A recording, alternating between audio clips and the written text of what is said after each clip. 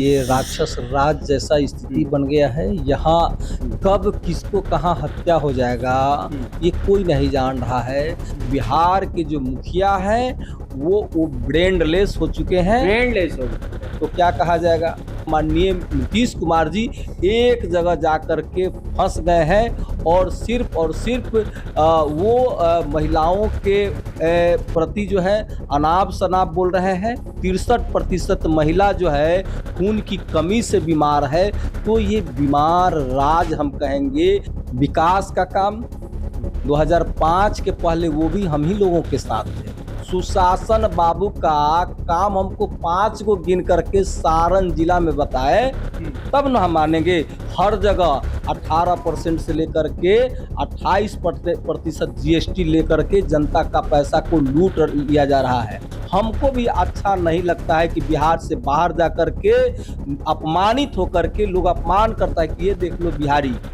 बचौल जो बयान देने का काम किए वो असली उनका विचार जो है सनातनी विचार नहीं है। वो उनका विचार जो है सनातनी नहीं है, वो सही में हिंदू नहीं है। जुम्मा का नमाज हो उसमें भी हम लोग जुम्मे के बाद में हम लोग एक दूसरे को गले लगाने का काम करते हैं। हमारे होली में भी हमारे जितने जो पड़ोसी हमारे मुस्लिम भाई हैं, अल्पसंख्यक भाई हैं, हमारे होली में वो लोग भी शामिल होते हैं। नमस्कार, आप लाइव स्टडीज देख रहे हैं। आपके साथ मैं हूं वसीम खान। देखिए, बिहार में सुशासन की सरकार चल रही है और इसी सुशासन की सरकार में अपराधी बेलगाम है। देखिए, अररिया से एक मामला निकलकर सामने आ रहा है जहां एएसआई को देखिए पीट पीट कर मार डाला। गए थे अपराधी को पकड़ने।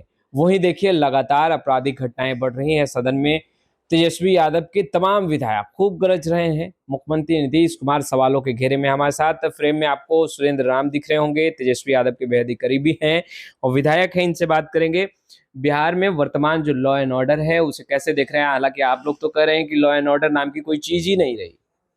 ये लॉ एंड ऑर्डर नाम का एकदम बिल्कुल कोई चीज नहीं है। ये राक्षस राज जैसा स्थिति बन गया है। यहाँ कब किसको कहाँ हत्या हो जाएगा ये कोई नहीं जान रहा है। यहाँ देख रहे होंगे ना तनिष्क का लूटकांड।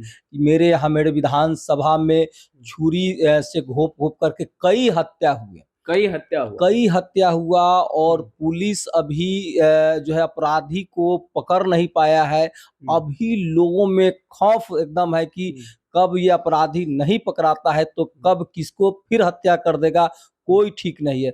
हत्या हो रहा है लेकिन पुलिस जो है हाथ पर हाथ धरी हुई बैठी हुई है। पुलिस जो है ना एकदम कोई काम लायक नहीं है पुलिस। तो अररिया से एक मामला निकलकर आज सामने आया जहां एएसआई अपराधी को पकड़ने गए थे, दल बल के साथ पहुंचे थे, मगर ग्रामीणों ने हमला कर दिया और फिर मृत्यु हो गई। तो ये आप देख रहे होंगे कि ग्रामीण का तो हम नहीं बता सकते, कोई ना कोई अपराधी तो जरूर होगा। अच्छा। तो ये अपराधियों का मंसूबा इतना बुलंद है कि वो किसी भी दुर्घटना करने से बाज नहीं आ रहे हैं और दुर्घटना करने के बाद उसको पुलिस पकड़ ले तभी ना अपराधियों के मंसूबा टूटेगा। यहाँ तो मंसूबा इसलिए नहीं टूट रहा है क्योंकि अपराध करने के बाद अपराधी बेखौफ सड़क पर घूम रहा है और दूसरा योजना हत्या करने का, चोरी डकैती करने का ये बना रहे हैं और उसमें भी कामयाब हो जा रहा है। तो इससे स्पष्ट होता है कि बिहार में लॉ एंड ऑर्डर एकदम चरमरा गया है। बिहार के जो मुखिया हैं वो ब्रेनलेस हो चुके हैं। तो क्या कहा जाएगा। आप तो देख रहे होंगे कि कोई भी बात को सही ढंग से नहीं रखना। बस जैसे आप देख रहे होंगे कि टेप रिकॉर्डर एक जगह जा करके फंस जाता है, उसी तरह से हमारे बिहार के मुखिया माननीय नीतीश कुमार जी एक जगह जा करके फंस गए हैं और सिर्फ वो महिलाओं के प्रति जो है अनाप शनाप बोल रहे हैं और जो जनता की राज 2005 के पहले था उस पर जाकर के टीका टिप्पणी गलत कर रहे हैं। तो मैं तो उनसे ये जानना चाह रहा हूं कि 2005 से लेकर के अभी 2025 तक क्या बिहार में विकास का काम हुआ।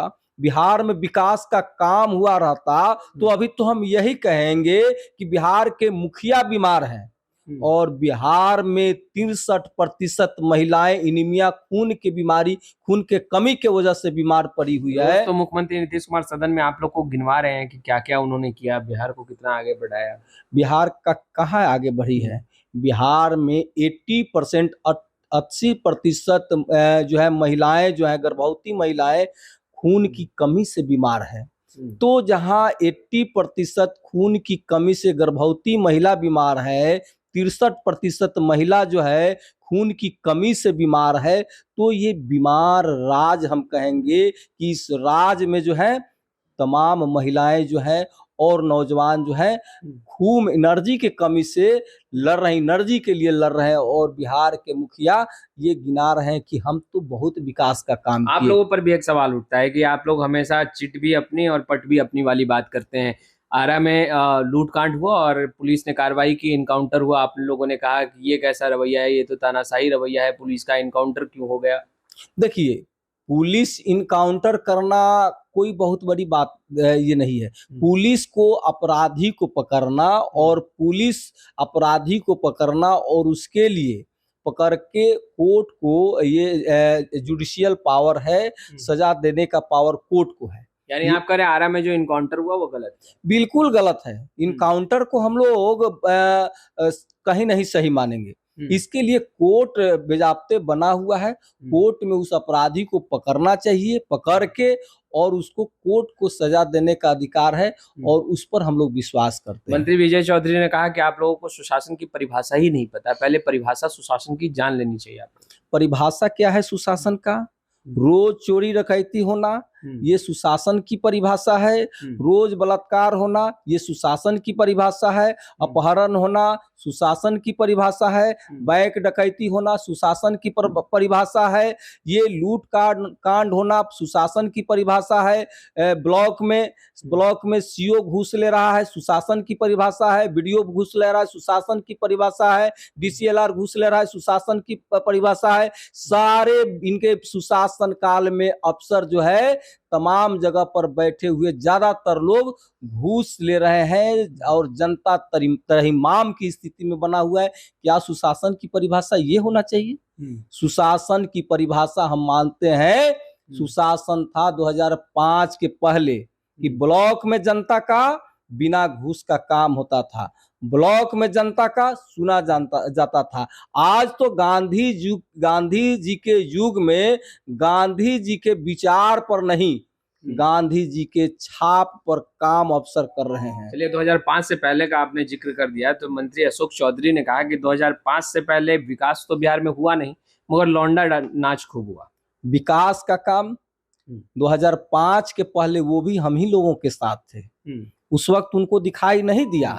2005 के पहले मैं ये बता देता हूं कि मेरे सारण जिला में रेल कारखाना, इंजन कारखाना, उसके बाद में आपका छपरा और मुजफ्फरपुर को जोड़ने वाला पुल, उसके बाद में जेपी सेतु, ये तमाम तरह के विकास के काम सारण जिला में आपका हम बताते हैं।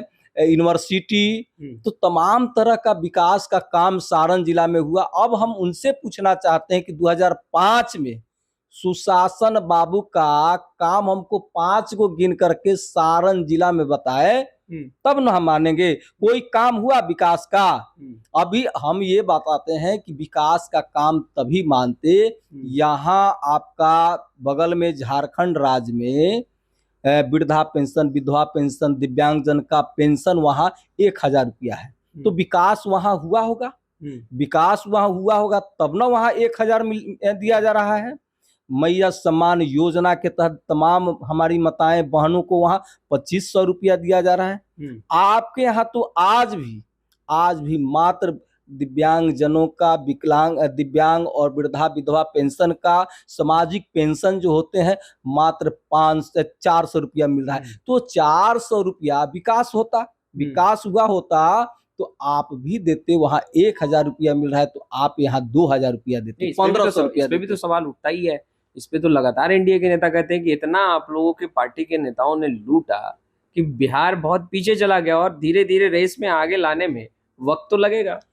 लूट पहले हुआ, पहले तो मात्र 4-5% वैट का रुपया मिलता था टैक्स का। अभी तो आप देख लीजिएगा कि गरीबों का खाने पीने का सामान पर भी जीएसटी, आटा चावल पर जीएसटी, हर जगह 18% से लेकर के 28% जीएसटी लेकर के जनता का पैसा को लूट लिया जा रहा है। आप उससे भी ज्यादा डीजल पेट्रोल पर पैसा लिया जा रहा है। तो तमाम तरह की टैक्स सरकार तो दे रही है, लेकिन आपके लिए कोई योजना नहीं है। न अनुसूचित जाति अनुसूचित जनजाति के लिए कोई विशेष योजना है, न उनके ट्रेनिंग कोई सेंटर बना हुआ है, न उनको उनकी उनके हुनर को हुनरमंद किया जा रहा है। आपके पास में कोई बिहार में ऐसा कार्य नहीं किया जा रहा है जिससे जो पलायन हो रहा है वह पलायन को रोका जाए। बिहार से आप देखिएगा कि एकदम ट्रेन भर भर के लोग दूसरे राज्य में जाने के लिए मजबूर है। हमने कई लोगों से पूछा कि आखिर क्यों जाते हैं, तो वो लोग कहते हैं कि वहां हमको काम मिलता है। बिहार में कुछ काम ही नहीं है। यदि यहाँ कम पैसा भी हमको मिलता तो हम बिहार में काम, अपने राज्य में काम करना पसंद करते। हमको भी अच्छा नहीं लगता है कि बिहार से बाहर जाकर के अपमानित होकर के लोग अपमान करता है कि ये देख लो बिहारी यहाँ काम करने के लिए आए, इसके राज्य में कोई काम नहीं है। तो ये सुशासन बाबू से हम पूछते हैं कि लगभग 2 युग का समय होने जा रहा है। 2 युग यानी कि लगभग 20 साल में आपके यहाँ क्या विकास का काम हुआ? अच्छा, कोई आपके पास में मास्टर प्लान नहीं है। अच्छा, होली का वक्त है और सदन के बाहर आपने तो सुना ही होगा तमाम विधायकों को, एनडीए के और महागठबंधन के आपके जो सहयोगी विधायक हैं उन लोगों ने भी बहुत आवाज़ बुलंद की है। मुसलमान जिगरा बड़ा करके बाहर निकले, जिगरा मजबूत करके बाहर निकले, इस तरह का बयान बचौल ने दिया जो कि बीजेपी के विधायक हैं। कैसे देख रहे हैं इन बयानों को चुनाव से पहले? देखिए, बचौल जो बयान देने का काम किए वो असली उनका विचार जो है सनातनी विचार नहीं है। वो उनका विचार जो है सनातनी नहीं है, वो सही में हिंदू नहीं है। सही में हिंदू नहीं है? हिंदू नहीं है वो। यदि वो हिंदू होते और हिंदू का उनका ये होता तो इस तरह का विचार, इस तरह का बात ही नहीं बोलते। आप जान रहे हैं हम लोग यहाँ हिंदू, मुस्लिम, सिख, ईसाई सदियों से यहाँ हम लोग रहते आ रहे हैं। हमारे यहाँ होली में हमारे मुस्लिम भाई शरीक होते हैं और उनके यहाँ ईद होता है तो हम भी जाते हैं।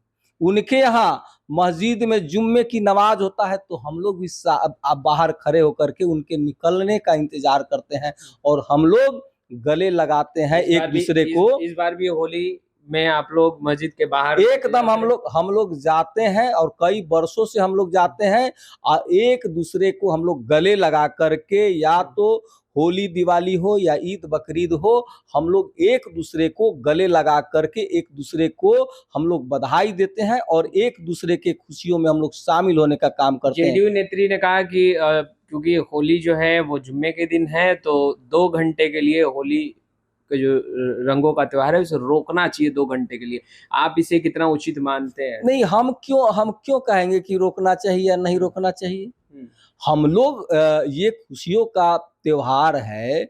हम लोग तो जब हम आपको पहले भी बता दिए कि जुम्मा का नमाज हो उसमें भी हम लोग जुम्मे के बाद में हम लोग एक दूसरे को गले लगाने का काम करते हैं। हमारे होली में भी हमारे जितने जो पड़ोसी हमारे मुस्लिम भाई हैं, अल्पसंख्यक भाई हैं, हमारे होली में वो लोग भी शामिल होते हैं। हम भी सेवैया पीने के लिए, सेवैया खाने के लिए उनके यहाँ जाते हैं। वहाँ भी हमको मान सम्मान के साथ सेवई खिलाया जाता है, गले लगाया जाता है। तो हिंदुस्तान में कोई भी धर्म, कोई भी त्योहार किसी एक व्यक्ति के लिए और एक धर्म के लिए नहीं है। सभी धर्म के लोग, सभी जाति के लोग एक दूसरे के त्योहार में शरीक होकर के उस त्योहार में खुशी को दुगना करने का काम करते हैं। हमारे यहाँ हमारे अल्पसंख्यक भाई नहीं आएंगे तो मेरा होली समझेंगे कि मेरा अधूरा रह गया।